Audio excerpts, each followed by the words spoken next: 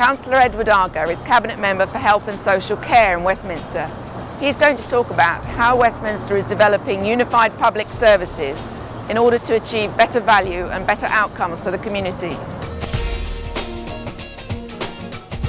I'm Councillor Ed Argar, Westminster City Council's Cabinet Member for Adult and Community Services, covering things like health, adult social care, arts, libraries, sports and leisure.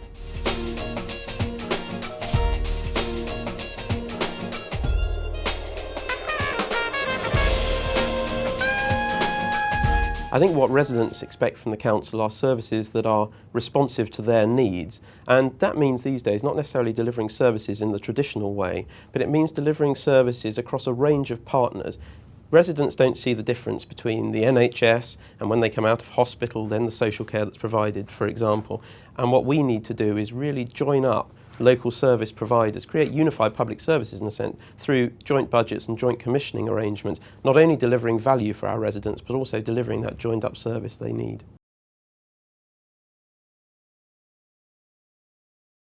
Well, in Westminster we have a very strong relationship with NHS Westminster, the local primary care trust. It involves joint posts, joint commissioning, pooled budgets, and increasingly we're moving towards, for want of a better way of putting it, a shared picture of the statistics and the performance indicators. So we actually work from exactly the same basis in both organisations.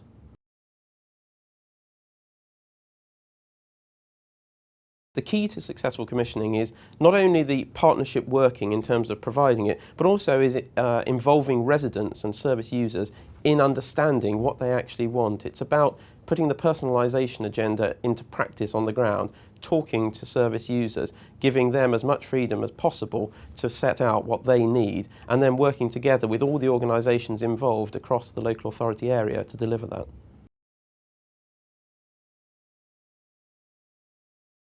We continue to build on what we've already achieved with not just the NHS, but we also have very strong partnerships with third sector providers, a very strong partnership with the local police force and others. And we're keen to create a genuinely unified public service provision across the city, jointly understanding what our residents' needs are and commissioning on that basis. Also coupled with that, of course, which is very important, is creating a very robust monitoring and feedback and performance management mechanism, so residents actually and service users get what they're paying for, get what they want, and can feed into changing that if necessary.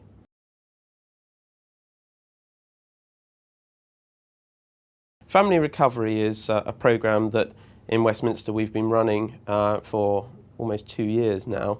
It was something that the leader of the council, Councillor Colin Barrow, was very keen on, and it's led by my colleague Councillor Brian Connell. And what we're trying to do there is exactly what we've been talking about earlier, which is unified public services, bringing together a whole range of public services around the individual. So rather than the traditional way of working, which is often delivering in silos, each organisation will look at a particular need of an individual or of a family and deal with that in a silo way, which can often not only fail to deliver results for residents, but can also cost a lot more. We're trying to bring together all sorts of services around particular families who have a range of problems and challenges around drug and alcohol problems, homelessness or overcrowding, around children's failure to achieve at school and not attending, all these sort of areas, and try and create a wraparound service focused on actually helping those families intensively to address all of those challenges.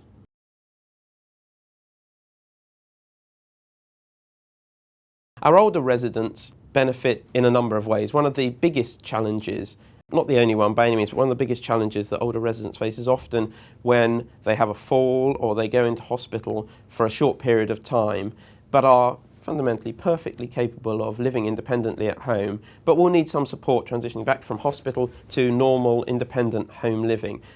Goes by the name of reablement, giving people the confidence and support, both in terms of home care services, in terms of integrating their treatment with the NHS and their transitioning back to their home life. Vital to enable people to pick up where they left off and continue living independently at home. It's something we're working on very closely with the local primary care trust and other NHS providers, with our own contracted providers and with the third sector, to make sure that as far as possible older residents, when they do have an incident which involves them staying in hospital, are able to return to normal independent living as swiftly as possible. As an elected member of the council and as a cabinet member, the key things for me are ensuring that our residents get the services, the excellent services they deserve and that they expect. Increasingly in modern Britain, people are experiencing a very high level of service. They can get services where they want, how they want them, when they want them, by all sorts of different channels. In the private sector, quite rightly, they demand that choice, that freedom to choose and that independence.